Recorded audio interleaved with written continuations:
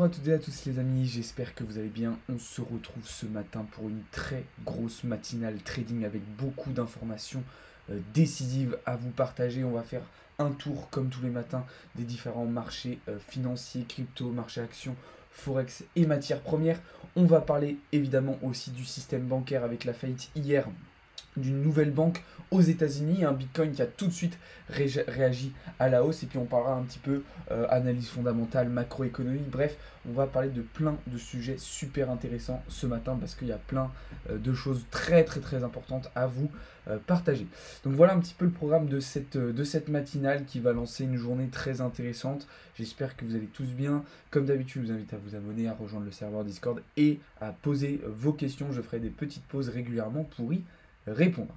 Allez, c'est parti, on commence tout de suite et on rentre dans le vif du sujet avec un Bitcoin qui reprend des couleurs cette nuit, enfin depuis hier soir, qui est repassé au-dessus des 28 000 $ et qui entraîne avec lui tout le marché crypto qui reprend lui aussi des couleurs. Du côté de l'indice Fear and Greed, forcément même chose, on remonte un petit peu en repassant dans un léger niveau de confiance, et du côté ratio long short, forcément vu que le prix est remonté, ça y est, on commence à se rééquilibrer là où encore il y a quelques jours on était sur un ratio plutôt à 64-36. Là, ça y est, on se rééquilibre un petit peu avec 58% de long contre à peine 42% de short.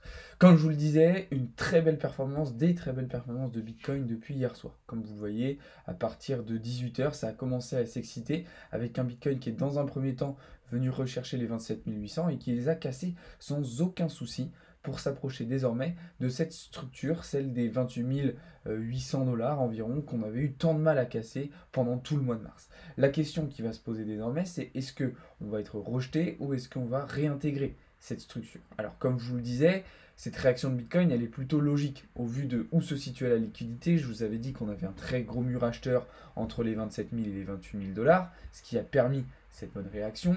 Et en plus de ça, on avait une grosse majorité de la liquidité qui se situait au-dessus de nous. Alors là, comme vous le voyez, à très court terme, ça y est, cette liquidité, elle a été récupérée. Maintenant, si on dézoome un petit peu, on voit qu'il en reste encore énormément à revenir chercher au-dessus des 29 000 $. D'accord? Alors j'ai inversé, c'est d'abord celle-ci que j'aurais dû vous montrer, pour vous montrer que vers les 28 000, il y en a. Et si on regarde encore plus loin, vers les 29 000, c'est aussi le cas. Je dézoome encore. Et là, jusqu'à 30 500, on a beaucoup de choses, beaucoup de choses à revenir chercher. Donc, si Bitcoin arrive à flip de nouveau cette résistance, ça serait pas du tout déconnant de le revoir vers les 30 500 $ vers la fin de semaine. Maintenant, comme vous le savez, il y a les news macroéconomiques de la semaine qui vont rentrer en jeu et qui vont un petit peu secouer, chambouler tout ça et peut-être ralentir ou accélérer Bitcoin. En tout cas, on voit que ce dernier a aussi validé un très beau double bottom qui lui a permis justement de valider cette configuration haussière. Alors maintenant, on pourrait aussi imaginer un retest de la neckline de ce double bottom ou directement le flip de cette résistance avec retest derrière. Maintenant, il ne faut pas trop s'emballer non plus. La réaction est plutôt impulsive, assez violente, sans forcément phase de retracement. Peut-être que le prix va être obligé et va demander à revenir combler très rapidement cette zone. Si on zoome un petit peu justement sur cette impulsion, vous voyez qu'ici, on a laissé quand même pas mal de FVG. D'accord? Donc, potentiellement, le prix va avoir besoin peut-être de venir s'appuyer, comme je vous le disais, sur cette structure, s'appuyer sur la neckline du double bottom pour repartir vers le haut. D'accord? En plus, là, on voit clairement une sorte d'accumulation verticale qui est en train de se mettre en place. C'est plutôt un pattern de retournement qui pourrait nous ramener plus bas. Donc, j'ai envie de vous dire, pour le moment, j'envisage plutôt un retour aux alentours des 27 900 $, 28 000 $ pour ensuite repartir vers le haut. D'accord?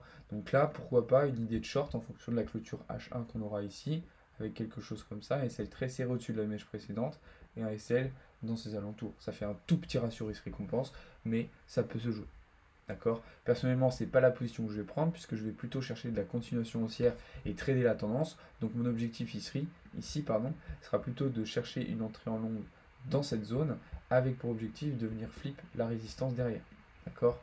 Ça, c'est toujours très important. Mettez toutes les chances de votre côté en tradant plutôt de la continuation de tendance, en tradant plutôt des suivis de tendance plutôt que des contre-tendances qui vont être beaucoup plus difficiles à identifier avec des points de retournement qui sont toujours plus compliqués à saisir et sur lesquels rentrer. Donc voilà un petit peu ce à quoi je m'attends sur Bitcoin, mais c'est plutôt intéressant. Et surtout quand on sait que cette belle réaction de Bitcoin intervient juste après la nouvelle faillite de la First Republic Bank, enfin, nouvelle faillite d'une banque américaine, comme vous le savez hier, la First Republic Bank qui s'est totalement écroulée en bourse, qui a perdu plus de 40% de sa valeur dans la session d'hier, session d'ailleurs de l'action FRB qui a été stoppée, c'est-à-dire qu'elle a tellement chuté que voilà, l'action a été stoppée en bourse, et d'ailleurs ça devrait être probable, la banque devrait probablement être rachetée par le gouvernement américain, par l'État américain. Donc une fois de plus, une banque qui s'écroule. On en parlait hier soir avec Théo et Gauthier, où on vous disait, ouais, on a l'impression un petit peu que tout ce qui s'est passé au mois de mars, la crise systémique qu'on a eue au mois de mars, elle a été oubliée. Mais pas du tout, pas du tout, pas du tout. Là, vous voyez, on a une nouvelle faillite de banque et ça devrait continuer. Ça devrait continuer, on devrait en avoir d'autres aux États-Unis, mais pas seulement, d'accord? En France, en Europe, pardon. Pour le moment, ça s'est limité au Crédit Suisse, mais on a vu que la Deutsche Bank avait été grandement en difficulté. Donc il faut s'attendre à une vague de faillite dans le système bancaire. Ça, c'est une évidence. Alors, je vais rentrer après dans des liens macroéconomiques un petit peu plus tard, mais je voulais déjà vous faire ce petit point pour vous montrer une fois de plus la résilience que montre Bitcoin vis-à-vis des chutes sur le système bancaire traditionnel. Et ça, c'est une très très bonne nouvelle. Donc voilà pour Bitcoin. On était un petit peu dans l'indécision ces derniers jours, une réaction sur les 26 500 ou alors d'une chute beaucoup plus bas. Maintenant, attention, ce mouvement qu'on a eu depuis hier soir peut très bien être un piège, peut très bien servir de prise de liquidité, d'incitation à l'achat pour ensuite repartir vers le bas. Sachant que, je vous le rappelle encore une fois, on va avoir un certain nombre de news macroéconomiques cette semaine qui peuvent chambouler tout ça. Mais ça, on va le voir juste après. Je vais juste vous faire un petit point sur Ethereum, vu qu'on y est. Alors, Ethereum, comme vous le savez, il y avait cette position qui était plutôt intéressante, sur laquelle on n'était pas encore rentré. Personnellement, en tout cas, je n'étais pas encore rentré. Pourquoi? Parce que j'attendais qu'on vienne break ce dernier rempart. Dernier rempart qui a tenu et qui nous a permis de réintégrer la zone. Et là, le prix fait exactement ce que je veux. C'est-à-dire que ce que j'aimerais, c'est que le prix accumule et slide un petit peu comme ça, entre les 1890 et les 1920 dollars. Merde.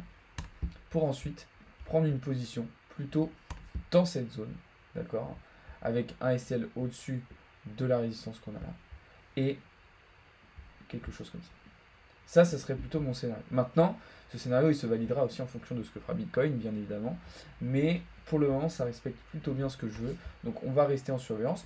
C'est aussi possible de rentrer maintenant, d'accord. Là, on voit qu'on a été rejeté de nouveau par la trendline, donc c'est aussi possible de rentrer maintenant, hein. Vous gardez quand même un ratio risque-récompense très intéressant. Mais pour moi, ce serait plus judicieux d'observer un petit peu le prix, slide le long de cette trendline. Donc voilà pour Ethereum. Je vous montrerai un petit peu tous nos scénarios sur les alts qu'on a avec Paul juste après, un petit peu plus tard dans le live. Là, on va se concentrer du coup sur le contexte actuel avec la macro qui va être très très importante à comprendre. En tout cas, merci beaucoup à tous ceux qui sont présents ce matin. J'espère que vous allez tous bien. Il y a beaucoup de choses à dire ce matin, donc je m'excuse vraiment si c'est peut-être un petit peu déconstruit, si le fil conducteur n'est pas forcément très clair tout au long de la matinale, mais je vais essayer de vraiment vous partager un maximum d'informations de la manière la plus pertinente, correcte, pour que vous puissiez comprendre tout ce qui est en train de se passer, puisqu'il y a des enjeux très importants à maîtriser. Comme d'habitude, hein, encore une fois, je le répète, mais n'hésitez pas aussi à poser vos questions. D'accord, vous voyez que là je fais des petites pauses de temps en temps comme ça pour y répondre. Alors très bonne question d'Adri qui dit qu'on est dans une phase de distribution, peut-être. Alors moi j'aurais plus identifié du coup une phase de manipulation. C'est vrai que... T'inquiète, tu es bien coiffé. Merci Cédric. C'est vrai qu'on pourrait potentiellement identifier un scénario en PO3. Alors le PO3, pour ceux qui ne connaissent pas, c'est une figure en 3 temps. Mais c'est vrai que là, ça serait pas du tout déconnant d'identifier ce scénario. Alors attendez, ce qu'on va faire, c'est qu'on va se mettre sur un autre graphe. Et effectivement, ça pourrait très très bien être un scénario en PO3. Alors PO3, je vous rappelle, vous avez une zone d'accumulation. D'accord. Vous avez ensuite une zone de manipulation. Ok. Hop. Donc comme ceci. Et ensuite, vous avez une phase de distribution. D'accord. Donc en fait, ce qui se passe, c'est que là, on est potentiellement, effectivement, dans une zone de manipulation pour inciter à l'achat, comme je vous le disais, et pour derrière avoir une phase de retournement. Ça, c'est tout à fait possible. C'est quelque chose qu'il faut garder à l'esprit. Hop, on va la mettre en rouge, cette zone. Voilà. comme ça. Donc là, je l'ai tracé très rapidement, mais on voit bien nos trois zones, accumulation, manipulation, distribution. Ça, c'est clairement un pattern qu'il faut garder à l'esprit. C'est quelque chose qu'on retrouve très très souvent sur des phases de marché, notamment sur Bitcoin. Donc je vous le partagerai après. Mais pourquoi pas? Pourquoi pas garder à l'esprit cette configuration qui est plutôt baissière et qui en plus est très cohérente. Donc attention. Et ça correspondrait aussi au scénario qu'on a pu identifier juste avant sur Ethereum. Alors, pour continuer un petit peu sur ce qu'on disait, donc vis-à-vis de ce qui s'est passé hier soir. Donc la First Republic Bank s'est écroulée. Dans le même temps, Bitcoin a bien réagi. Maintenant, comment Bitcoin va réagir tout au long de la semaine aux annonces macroéconomiques? Puisque vous le savez, on a quand même une semaine très remplie. Alors aujourd'hui, on a une semaine un petit peu une journée de transition entre la journée d'hier qui était très importante et la fin de semaine qui va l'être davantage. Le seul résultat un petit peu important qu'on va avoir aujourd'hui, c'est les commandes de biens durables aux États-Unis à 14h30. Sinon, on va avoir aussi les stocks de pétrole brut à 16h30, mais pas forcément des résultats qui vont impacter directement les marchés financiers. Du côté français, ce qui pourra nous intéresser à midi, ce sera les demandeurs d'emploi en France, qui pourrait être un résultat assez intéressant. Les estimations tablent sur une augmentation de ce chiffre de demandeurs d'emploi. Donc ça sera intéressant à surveiller. Mais là où ça devrait être vraiment passionnant, c'est sur cette fin de semaine, à partir de demain, où on va avoir du coup les résultats du chômage et du PIB aux États-Unis. On aura aussi les résultats du PIB en Union Européenne. Et puis forcément, cette journée de vendredi qui va être très remplie avec l'indice PCE Core aux États-Unis, qui va être décisif puisqu'il représente très bien l'inflation. Donc une fin de semaine qui s'annonce vraiment très très volatile. Maintenant, ce qu'il faut comprendre, c'est que Bitcoin est un petit peu entre deux eaux. Bitcoin est entre deux eaux. Est-ce que Bitcoin va continuer et va rester décorrélé des marchés financiers traditionnels et dans ce cas-là faire son petit bout de chemin tranquillement? Ou est-ce que Bitcoin va se faire rattraper par la réalité et va chuter avec les indices ou avec le reste du marché si chute il y a? Ça, c'est la question qui demeure et qui, pour le moment, n'est pas résolue, j'ai envie de vous dire. Donc ça va être intéressant à surveiller. Maintenant, qu'est-ce que je voulais vous dire? Ouais, je voulais vous montrer un petit peu ce que fait le DXY, puisqu'on a un DXY qui a bien réagi sur ce début de semaine, qui pour le moment est très fort. D'ailleurs, je vous ai partagé une petite prise de position hier sur le DXY. Lui aussi va avoir son rôle à jouer dans cette semaine très décisive, puisque c'est lui qui va donner un petit peu le ton pour les autres marchés financiers. Est-ce qu'on va avoir des chutes? Est-ce qu'on va avoir des hausses? Comment vont réagir les indices, notamment les indices américains? Comment vont se comporter les devises? Comment vont se comporter les matières premières? Tout ça va avoir son lot de conséquences. En tout cas, pour le moment, plutôt bonne réaction du DXY.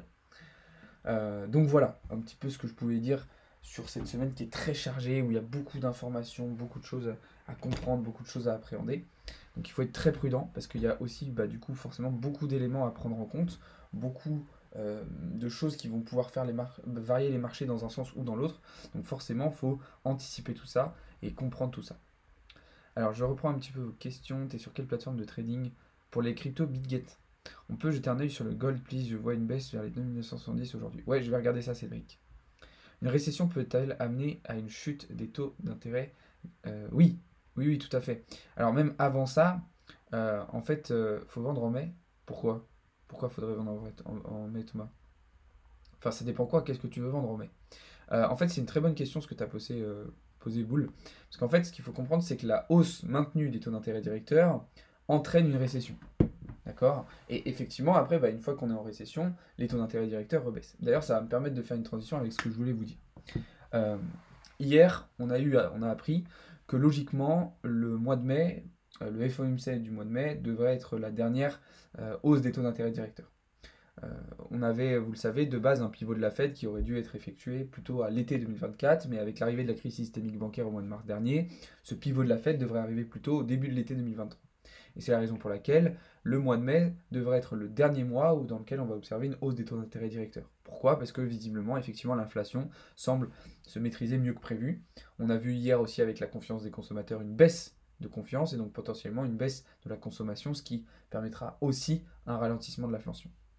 Alors, le problème, c'est que après avoir monté ces taux d'intérêt directeurs de manière assez impulsive, la Fed se retrouve aujourd'hui dans de la contraction monétaire.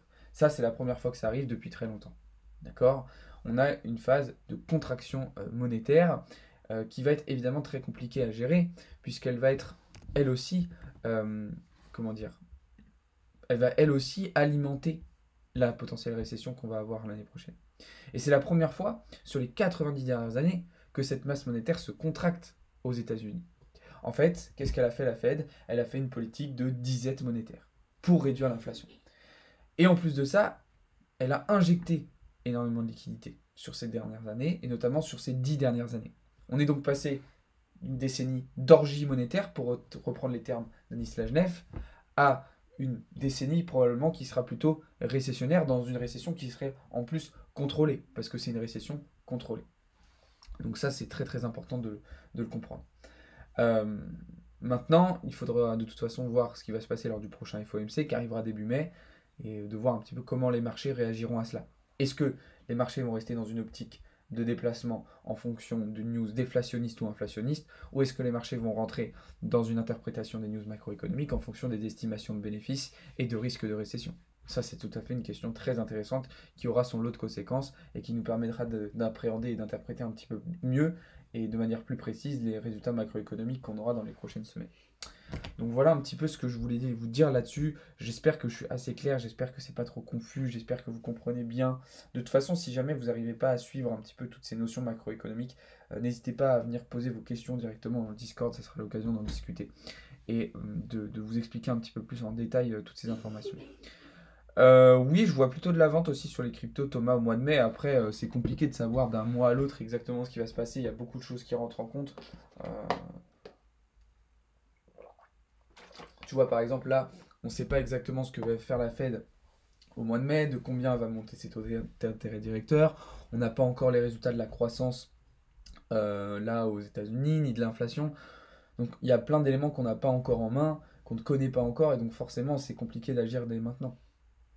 Même si on repart vers le haut, il y a toujours une possibilité d'aller chercher les liquidités plus bas plus tard. Ouais, GG, hein, carrément, hein. C'est pas parce que sur Bitcoin, on retourne chercher les 30 000 $ qu'on n'ira pas, on ne retournera pas récupérer toute la liquidité vers les 20 000. Hein. Ça c'est évident, tout à fait.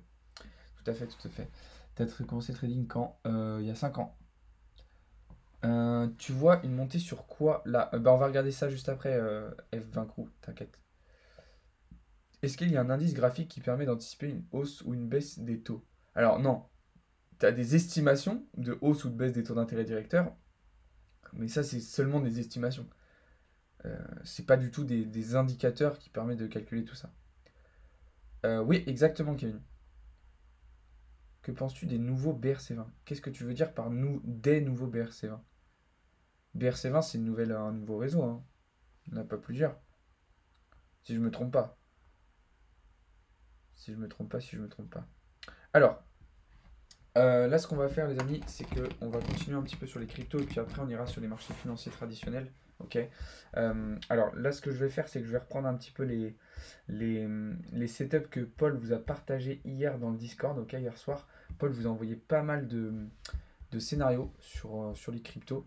Donc on va reprendre un petit peu tout ça, on va analyser un petit peu tout ça tranquillement, d'accord?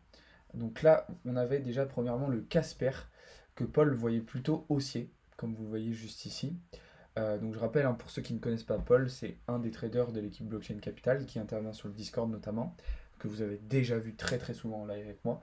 Donc là, on a le Casper qui pourrait être potentiellement intéressant. Pour ça, il faudrait break cette structure, retest, et on aurait potentiellement une entrée intéressante pour venir chercher des targets vers les 53 centimes. D'accord? Donc là, le Casper à surveiller, on voit on est sur une résistance de mid-range avec une zone de supply très importante et beaucoup de volume. D'accord? Donc ça sera une zone à surveiller sur le Casper. De toute façon, on vous tiendra au courant directement dans le Discord de l'avancée de tout ça. Ensuite, on a cette position sur le RSR en H1, configuration très intéressante aussi, avec ici plutôt un objectif de retracement. Donc là, vous avez deux options. Soit vous pouvez vous positionner en short sur cette résistance, sur ce haut de range pour revenir en mid, soit vous attendez le retour en mid pour aller chercher de la continuation haussière et venir chercher ces zones-là. D'accord? Sachant que de toute façon, dans cette impulsion haussière, on aura plein d'autres entrées plutôt intéressantes. Là encore, on vous tiendra au courant de l'avancée de ces prises de position. Ensuite, on avait quelque chose sur le AR. D'accord? AR, là aussi, configuration un petit peu similaire, avec une belle phase d'absorption de liquidité qu'on a eu juste ici, qui devrait nous permettre d'aller flip la résistance qu'on a au niveau des 7,8$ et ensuite de venir chercher cette grosse zone de supply en direction des 8,40$. La même chose, on va attendre confirmation de cassure, même si là c'est les graphes de hier soir, donc en réalité on les a probablement déjà eu, retest et décollage. D'accord? Ensuite, on a ce graphe qui est très intéressant aussi sur le STX. Je sais que je vais un petit peu vite, mais de toute façon, tous ces graphes-là, vous pouvez les retrouver directement dans le Discord et vous pouvez directement nous poser des questions à ce sujet-là et on pourra directement vous tenir au courant de l'avancée de ces charts-là. STX, belle continuation à venir. La seule zone sur laquelle il faudra faire très attention, c'est celle-ci, avec le précédent bottom qui pourra faire résistance et donc potentiellement une prise de profit sur ces niveaux-là. Ensuite, on continue avec le masque. Alors là, le masque, moi je suis un petit peu moins d'accord avec Paul, c'est-à-dire que je vois plutôt une phase de retournement. D'accord? J'ai un peu de mal pour le moment à l'imaginer en continuation haussière. Mais de toute façon, on vous tiendra au courant aussi. Mais en tout cas, pour moi, la zone qu'on va avoir ici me paraît un petit peu trop compliquée à passer pour le moment et je m'attends plutôt à un retour vers le bas sur le masque. En tout cas sur du H4. Donc voilà, ensuite, qu'est-ce qu'on avait? On avait deux idées de Paul sur le Woo. Le Woo dont on vous a pas mal parlé cette semaine, comme vous le voyez ici, avec une grosse phase de prise de liquidité, ici, une grosse phase en fait de distribution, et là on revient s'appuyer sur des structures précédentes qui peuvent être intéressantes. Alors moi, la seule petite différence que j'ai avec Paul, c'est que je voyais plutôt le Woo venir sur ces structures-là. D'accord? Venir chercher un petit peu plus bas. C'est ce qu'il a fait brièvement ici, mais je voulais qu'il vienne s'appuyer un petit peu davantage. Donc à surveiller. D'accord? Ensuite, qu'est-ce qu'on avait? Donc ça, c'était sur BTC, sur Ethereum. Donc ça, on vous l'a déjà montré. Et, ah oui, donc il y avait aussi le Tomo que je voulais vous montrer, puisque le Tomo, pour ceux qui étaient là lundi soir dans le live trading, on avait pris une position avec Paul dessus, en short. C'était une position qui s'était très très bien passée, puisque comme vous le voyez ici, on avait pu TP partiel et SLABE. Donc une très très belle position. Et je sais que certains d'entre vous avaient joué avec un SL plus loin, et du coup vous aviez la possibilité de clôturer votre position ici, ce qui vous permettait de valider un trade à plus 2R. Donc c'était très intéressant. Et puis ensuite, il y a eu un très beau break de cette TL qui potentiellement aurait pu permettre aussi une nouvelle position. Donc voilà, un petit peu sur le crypto, je sais, je suis allé très vite, mais de toute façon, encore une fois, vous pouvez retrouver tous ces graphes directement dans le VIP sur Discord, donc je vous invite à aller voir ça, parce qu'il y a plein d'informations super intéressantes, il y a plein de configurations, d'opportunités, d'analyses très intéressantes qui vont vous permettre de vous positionner sur les marchés. N'hésitez pas aussi à venir nous poser nos questions, poser des questions lorsqu'on vous partage des analyses comme ça, c'est toujours très intéressant et très constructif. Le lien du Discord, Bruno, il est dans la description. Tu vas sur le profil sur Twitch et tu vas le trouver directement.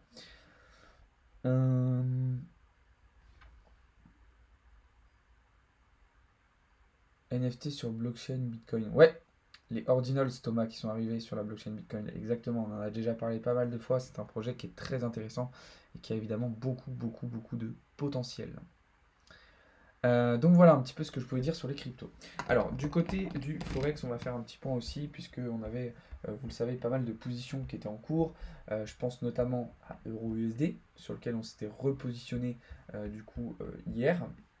Donc là, une position qui part de nouveau très très bien et qui est déjà dans le vert. Là, on voit qu'on vient tout simplement retest la structure.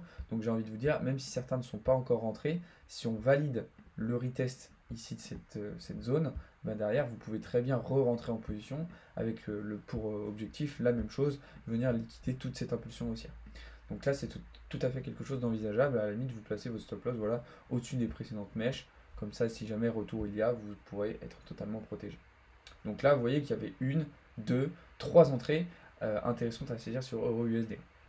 Alors, salut Théo. Qu'est-ce qu'on avait aussi? On avait aussi le GPB USD. Donc là, une position qui se passe très très bien, que je vous ai partagé hier matin. Voilà, petite phase de retracement, mais logiquement, on devrait aller chercher de la continuation pour liquider toute cette zone qui va être très intéressante. Ensuite, on a USD GPY. Là aussi, une position qui se passe très très bien et qui continue de baisser. Qu'est-ce qu'on a eu aussi? Alors, on a eu hier le AUD USD qui lui est malheureusement ASL. C'est d'ailleurs la seule position perdante pour le moment depuis le début de la semaine. Malheureusement, on est venu toucher notre ASL. On s'est positionné peut-être un petit peu tôt, c'est dommage. On avait aussi le AUD CHF qui, après avoir été dans le rouge un bon moment. Ah non, c'était USD CHF, pardon. Voilà, il est juste ici. Donc après avoir été dans le rouge pendant un bon moment, là on est repassé dans le vert, donc ça c'est plutôt intéressant. Personnellement, hier j'ai profité de cette hausse pour TP partiel et remonter un petit peu mon stop loss. Parce que voilà, ce début de semaine avait été un petit peu compliqué, on est resté pendant un bon moment dans le rouge, et puis au final ça s'est bien terminé, donc ça c'est plutôt cool. Donc voilà, et sinon pour le gold, alors pour ceux qui me demandaient sur le gold, là on est vraiment dans une phase d'accumulation très très forte, dans une phase de compression très très forte, et c'est assez compliqué de savoir ce qui va se passer. Moi j'ai pris des petites positions en scalp là-dedans. Là maintenant je vais vraiment attendre la sortie de ce niveau, puisque là on arrive vraiment à la fin de ce mouvement, hein, comme vous voyez. Mince, ça a bougé un petit peu. Voilà. On arrive vraiment à la fin de ce mouvement, hein, là, comme vous le voyez. Donc ça va très très rapidement prendre une direction très claire désormais. Donc soit on sera définitivement rejeté et on aura définitivement un breakout baissier, soit à l'inverse, on aura quelque chose d'haussier, 6 breakout et flip de cette résistance. Mais en tout cas, le gold qui est un petit peu sous tension. En plus, bah là, voilà, encore une fois, avec la crise systémique, avec la faillite de la First Republic Bank, forcément, l'or va avoir son rôle à jouer puisque c'est la valeur refuge par excellence. Trop bien le Discord et les cours du soir, c'était top avec Mathéo hier. Merci beaucoup Daddy InShape, ça fait plaisir que ça vous plaise. On va continuer comme ça, vous inquiétez pas. Donc voilà un petit peu tout ce que je garde à l'œil, tout ce que je surveille aujourd'hui pour la fin de semaine. Mais encore une fois, voilà, beaucoup de choses à dire. Vous voyez qu'on est passé sur beaucoup d'analyses techniques ce matin. On a fait aussi un petit peu de macro, on a fait un petit peu de bourse. On a regardé du côté des banques. Donc il y avait plein de choses intéressantes à dire. De toute façon, je vous invite aussi à aller voir toutes les autres vidéos qu'on vous a fait sur la chaîne YouTube. Je vous invite aussi à aller voir le Discord. Il y a plein de choses super intéressantes qu'on vous a partagées un petit peu partout. Donc voilà, je sais que j'étais un petit peu confus ce matin, je suis allé un petit peu dans tous les sens, mais il y avait tellement de choses à vous dire que je ne savais pas trop par quoi commencer, je ne savais pas trop comment lier tout ça, mais c'était important de vous partager toutes ces infos qui sont évidemment très importantes. Donc voilà, encore une fois je vous invite à vous abonner, à rejoindre le serveur Discord les amis, vous avez tous les liens en bio et en description. C'est quoi tes scénarios court terme pour BTC? Là je vois plutôt un petit retracement en fait. Enfin un petit retracement, pas forcément petit, mais si on reste bullish sur BTC, l'idée ça serait de revenir tester la neckline ici de ce double bottom, donc avec potentiellement une entrée comme ça. L'autre scénario qu'on a pu identifier, c'est un scénario en Power of 3, PO3, donc ici une phase d'accumulation qu'on a eue, là actuellement on serait dans une phase de manipulation, et on aurait derrière une phase de distribution. Donc ça c'est mon scénario bearish, ça c'est mon scénario bullish. Donc tout dépendra en fait surtout du retest de cette zone, puisque retest de cette zone correspondra aussi à la potentielle entrée dans une phase de distribution. Donc ça dépendra. Soit on reteste ici le double bottom bullish, on rebondit sur la neckline et dans ce cas là c'est bullish. Si on casse la neckline, dans ce cas là c'est bearish et derrière on peut s'attendre à une correction plus importante. Voilà un petit peu ce que je vais surveiller pour la journée. Et puis bah, si malheureusement on ne revient pas ici, alors on fera chercher de la continuation haussière directement. Tout simplement. Tac. Dans quelle zone du Discord on retrouve les positions? Dans le VIP, Dams. Tac. Il n'y en a pas un des deux qui a bien écrit le prénom de Mathéo. C'est clair. Ton scénario BIR c'est H1. Alors les deux sont en H4. Mes deux scénarios sur Bitcoin c'est des scénarios sur du H4. Est-ce que tu penses que 4GPY va continuer de baisser? Sur quelle unité de temps, Peps? Ça dépend sur quelle unité de temps tu veux que je regarde le 4GPY. Le neck linéaire, c'est une résistance. Ah, la neckline. Alors, la neckline, en fait, ce que j'appelle neckline. Je suis mort, t'as écrit neck linéaire, je suis mort. En fait, la neckline, c'est quand t'as un double bottom, tu vois, ça te fait une figure comme ça. Et en fait, ça, j'appelle ça la neckline. La ligne de coup, en fait. Et du coup, ce qui est intéressant, c'est d'attendre des retests de cette ligne de coup pour rentrer en position. Tu vois, de faire hop et hop. Et là, t'as des entrées intéressantes.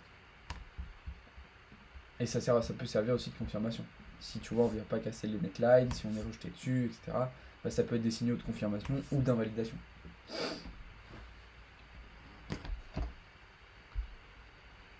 Comment tu as développé toutes ces connaissances? Avec le temps, Melvin, en apprenant, en pratiquant. En M30 ou H1 pour le 4GPY. Ok, je vais regarder ça tout de suite. Alors, 4GPY, alors c'est vraiment pas une paire de forex que j'analyse souvent. Alors, je vous ai fait une petite analyse dessus la semaine dernière, vous voyez. Alors là, on vient clairement, effectivement, de réintégrer une zone importante en H4.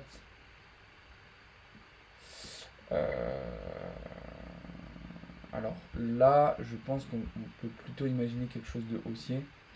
Là, si j'ai à première vue, vraiment, bah là, tu vois, clairement, on a un double bottom.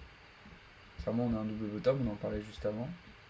Donc là, l'idée, ça va être d'attendre de voir la confirmation de cette zone. Et là, tu peux effectivement, si on confirme le break, prendre une position un petit peu, ouais, comme ça. Comme ça, mais ça me plaît pas forcément. Moi, franchement, ce que je ferais, pour tout te dire, sur cette paire-là, au vu de la configuration haussière, au vu de la configuration actuelle, ce que je chercherais, ça serait plutôt de la continuation. Donc en fait, ce que je vais chercher, ça va être plutôt, bah, justement, comme le montre le graphe H1, qu'on revienne sur cette zone. Et là, ça serait plutôt de entrer en short sur ces niveaux-là. Avec une idée, un petit peu près, quelque chose comme ça, en fait. Tu vois. Ça, c'est plutôt quelque chose que je chercherais, plutôt qu'essayer de long ici pour aller là, où tu vas pas avoir des ratios risque-récompense extraordinaires. Là, tu vas avoir plutôt un retournement où tu vas pouvoir aller chercher un ratio, tu vois, de 4,5. C'est beaucoup plus intéressant. C'est beaucoup plus intéressant. Donc voilà ce que je ferai sur le 4 GPY. Après, évidemment, ce n'est pas un conseil d'investissement. Le PO3, la zone jaune, tu l'estimes sur quelle durée? Le PO3 sur Bitcoin? La zone jaune, alors la zone jaune, c'est quoi? Ah, ma zone de manipulation. Ça, c'est très compliqué à dire. La zone de manipulation, elle peut très bien se terminer aujourd'hui, comme elle peut se terminer fin de semaine. Tu as zappé mon gold? Non, je l'ai regardé, Cédric. On l'a regardé, Cédric, le gold. Je t'ai dit, pour le moment, je reste en observation.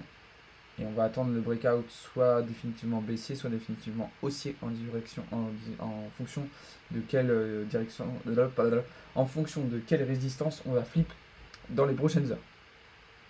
Excusez-moi, le matin c'est toujours un peu dur, en plus j'ai faim. Faudrait que je me lève plus tôt pour que je prenne mon petit déj avant la matinale, à chaque fois je le prends après. Au final j'ai faim. Je dirais cryptomate maintenant pour plus me tromper. Faut que j'arrête de bosser. Bah oui Cédric. Non je rigole, continue de bosser. Continue de bosser pour le moment. Donc voilà les amis, un petit peu ce que je pouvais vous dire ce matin. Donc plein d'infos. De toute façon, si vous n'avez pas pu suivre toute la matinale, si vous avez loupé des infos, ben, je vous invite de toute façon à venir voir la rediffusion. Je vais vous mettre juste après sur la chaîne YouTube. D'accord? Comme ça vous allez pouvoir reprendre un petit peu tout ce qu'on a dit ce matin, parce que c'est vrai qu'il y a eu quand même beaucoup d'informations. Maintenant, vous savez un petit peu ce qu'il y a à surveiller dans la journée. Je vous ai fait un petit peu un débrief global pour aller un petit peu plus en profondeur. Pour approfondir un petit peu tout ça, je vous invite à venir directement dans le Discord. C'est là où vous aurez beaucoup plus d'informations sur tout ça, sur nos prises de position, sur nos entrées, sur nos sorties, sur nos prises de décision. Donc n'hésitez pas à venir voir tout ça. Je vous indiquerai aussi un petit peu les différentes news macroéconomiques de la journée qu'il va falloir surveiller, les différents actifs, que ce soit sur la crypto, les actions, le forex, les matières premières qu'il faudra surveiller, et évidemment les actualités du jour. Donc n'hésitez pas à venir voir tout ça. De toute façon, je vous rappelle aussi que comme d'habitude, juste après moi, là, il y a Théo qui va reprendre le relais pour une matinale news. Donc vous pouvez très bien rester pour lui poser des questions, puisque lui aussi va probablement reparler de la chute de la First Republic Bank, etc. Il va vous parler d'infos super importantes. Aujourd'hui dans la journée, il y aura un petit peu moins de live dans l'après-midi, d'accord? Un petit peu comme lundi. Par contre, à partir de 17h jusqu'à 21h, vous serez en live non-stop. Et d'ailleurs, ce soir, pour ceux qui sont dans le VIP, le cours du soir, ça sera avec moi. D'accord? Cours du soir trading avec moi ce soir. Donc n'hésitez pas à venir voir tout ça. Et puis vous voyez qu'il y aura beaucoup de live très intéressants, live DeFi, live sur le livret A avec Théo, etc. Donc il va y avoir du très lourd. Et puis vous voyez que de toute façon, sur toute la fin de semaine, vous allez avoir aussi beaucoup de contenu et beaucoup de live. Donc voilà un petit peu ce que je voulais vous dire là-dessus. Je pense que j'ai fait à peu près le tour de tout ce que je voulais vous dire aujourd'hui. Il y avait beaucoup d'informations à vous partager. Je sais que je suis peut-être allé un petit peu vite. Donc encore une fois, si vous n'avez pas pu tout voir, venez voir la rediffusion après sur Discord, sur YouTube, et venez dans le Discord directement vous poser vos questions.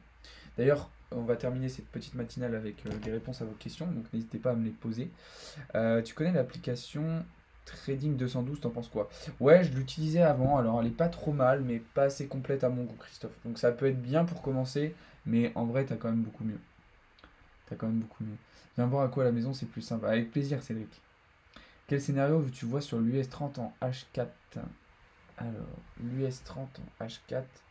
Je t'avoue que je suis pas expert sur l'US 30. Il faudrait plutôt que tu demandes à Mathéo dans le Discord. Hop. Mince. Voilà. Sur l'US30 en H4, et bah écoute, je crois qu'avec Mathéo, justement, hier, on avait plutôt imaginé de la continuation baissière. Après, attention, parce que là, il est sur un support. Là, on a un support important. Là, on a quand même un support important. Merde.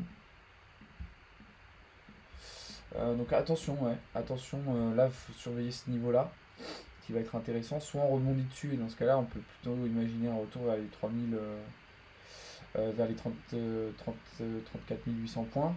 Par contre, si on break derrière, il y a tout ça à liquider, hein. Là, vous voyez qu'on a laissé beaucoup de liquidité là-dedans, donc là, je resterai plutôt en observation, puisqu'on est pile poil sur un niveau de support très important.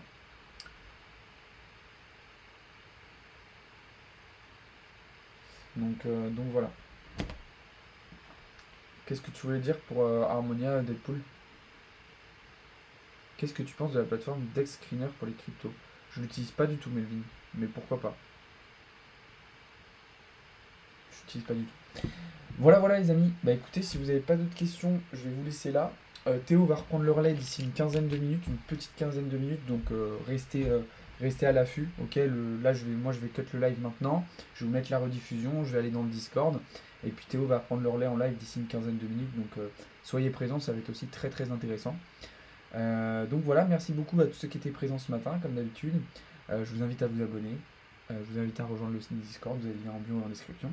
Et puis je vous retrouve juste après sur le Discord, sur les différents réseaux comme d'habitude. Donc voilà, passez toutes et tous une très bonne matinée, une très bonne journée. On se retrouve un petit peu plus tard. Et puis voilà. Ciao, c'était Alex pour Blockchain Capital.